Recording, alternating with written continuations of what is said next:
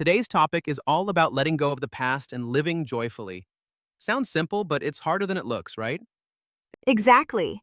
We often drag old lessons, mistakes, or even beliefs into our present. But those were tools for growth, not chains to keep us tied down. Like school textbooks. You study them in childhood, but no one keeps living by an elementary grammar book as an adult. Right. Knowledge is meant to be absorbed and then set aside. The same goes for relying on teachers, parents, or even divine help. At some point, you have to walk on your own. That's powerful. It's like parents guiding us by the hand. When we grow up, honoring them doesn't mean clinging, it means living responsibly. And when it comes to God, the same principle applies. Asking for help while we're immature is natural, but maturity is giving back by living rightly. So faith isn't about eternal dependency, it's about gratitude expressed through action. Exactly. And interestingly, the teaching here also reframes God. Instead of an external ruler, it's described as the natural energy of the universe, what some call Hanunim. That shifts the whole idea. Instead of fearing divine punishment, it's about aligning with nature's flow. Yes, and realizing we're small energies within that vast energy, which also means our lives ripple outward more than we think. I like that. But the text also highlights the importance of how we end our lives. Not just how we start or stumble, but the last chapter. Right. The final moment seals the imprint of the soul.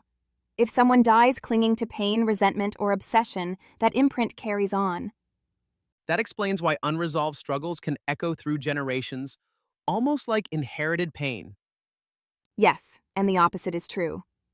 If you finish with purpose, love, and joy, that legacy empowers descendants. So the call is, live with purpose, especially in the end, because that's what lasts. Exactly. It's not about being flawless in the middle. You can mess up, learn, stumble, even fail.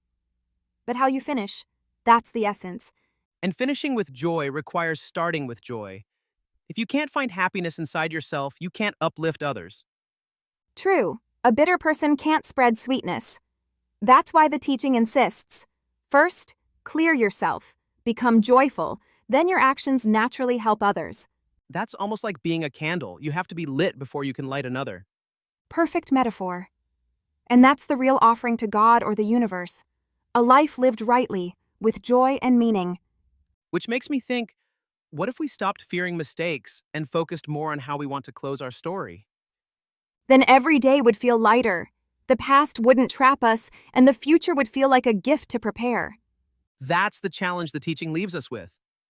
Not to cling, but to live joyfully, purposefully, and finish well. And maybe the question for everyone listening is, if today were your last chapter, how would you want it to be written?